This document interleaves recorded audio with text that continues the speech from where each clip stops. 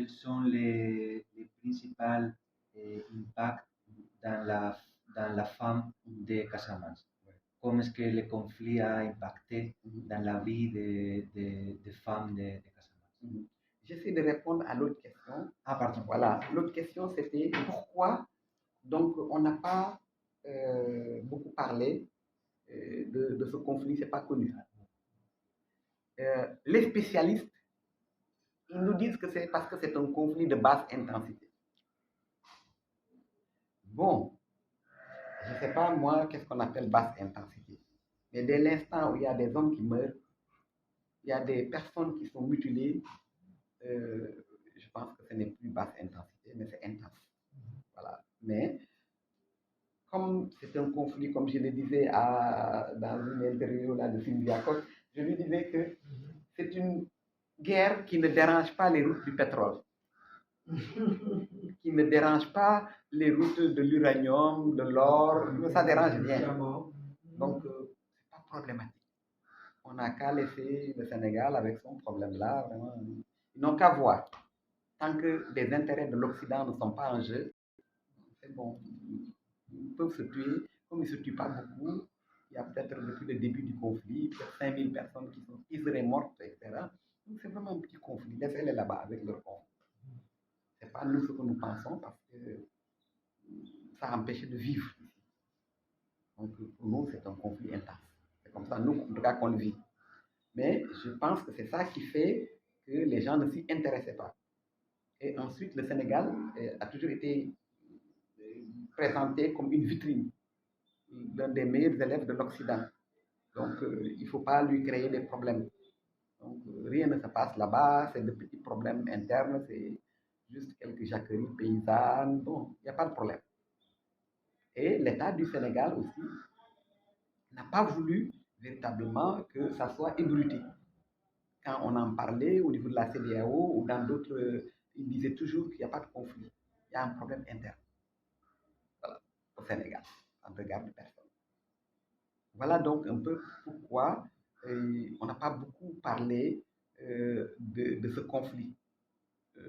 Je pense que nous, on a fait un grand travail pour qu'on parle de ce conflit. Aussi bien dans les rencontres internationales où moi j'ai été, parce que ça a été l'une des premières organisations donc, de femmes ici que nous avions créées pour parler du conflit. Donc, nous en avons parlé, que ce soit au Forum social de Nairobi, que ce soit au Forum social de Dakar. Nous avons organisé des tables rondes, des événements, etc., que ce soit au niveau de la CSW à New York, etc. Nous avons organisé des side events pour parler effectivement de la situation au niveau de la Casamance. Et nous avons eu l'occasion d'être invités au niveau de la CEDEAO ou autres, etc., où nous avons fait un plaidoyer pour montrer qu'on a un problème, qu'on a un conflit en Casamance et qu'il faut qu'on en parle, qu'il faut que les gens nous aident à sortir de ça.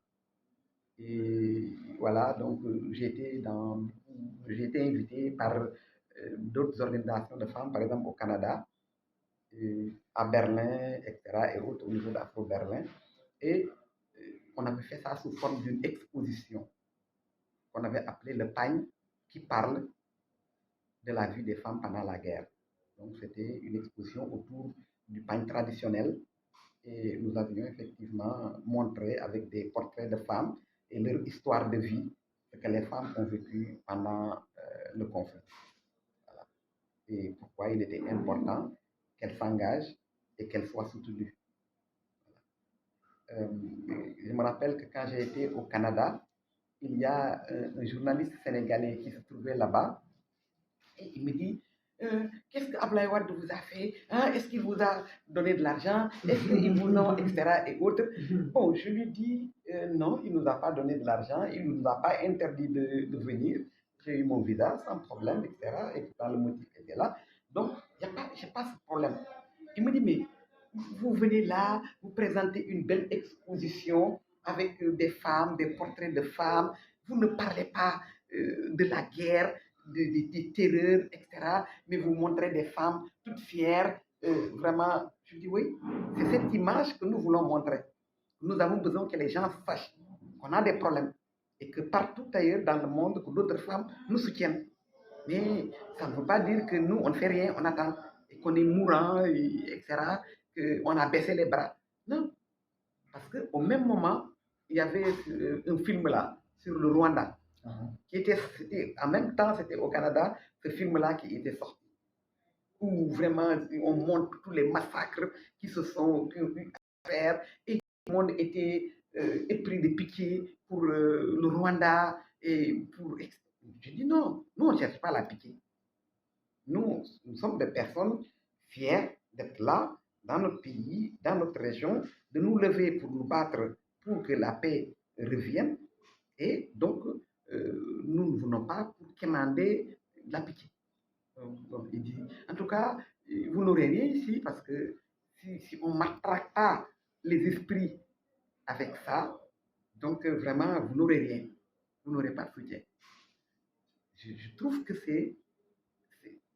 En tout cas, moi, ça ne va pas du tout avec moi, ma conception de ce que nous devons faire. Si nous devons être appuyés par une autre organisation, ce n'est pas sur la base de pitié, mais c'est sur la base de convictions partagées, en tout cas d'appréciation d'une situation commune, etc., mais pas parce qu'on fait pitié. Il y a eu des morts, des femmes sont mortes, des femmes ont été violées, des femmes ont subi des chantages sexuels de la part des deux groupes armés, que ce soit les militaires, que ce soit les hommes de la rébellion. Donc, mais ces femmes, en dépit de tout ça, elles ont voulu être debout. Elles ont voulu être debout pour vraiment que ça s'arrête, que ça cesse, que la guerre s'arrête, qu'on comprenne qu'elles n'en veulent plus. Peut-être qu'au départ, il y avait des femmes qui étaient avec, mais que quand on a vu ce que ça faisait en termes de déchirement de notre société, en termes de déchirement de nos familles, etc., finalement, les femmes ont dit non, ça suffit maintenant, arrêtez. Et nous, en tout cas, c'est cette image qu'on veut envoyer, et non pas l'autre image. Voilà. Donc, les femmes, elles ont été les premières à être déplacées, parce que quand des hommes armés arrivent dans un village, souvent ils violent les femmes, d'une manière ou d'une autre. Et pour fuir tout ça, particulièrement pour leurs enfants, les femmes vont chercher des zones un peu plus calmes, plus sécures pour leur famille. Voilà, c'est pour ça que les femmes font partie des personnes qui se sont le plus déplacées pendant ce conflit et qui ont vécu dans la promiscuité. C'est vrai que les hommes aussi, il y a un homme qui nous a dit, est-ce que vous pouvez imaginer, moi, regardez-moi, il était grand, il était fort. Il dit, je suis avec ma femme dans le lit. D'autres hommes viennent et demandent à ma femme de se lever et de les suivre. Non, il avait quitté le village. Il nous a raconté qu'il a quitté le village parce qu'il ne pouvait plus supporter cette situation.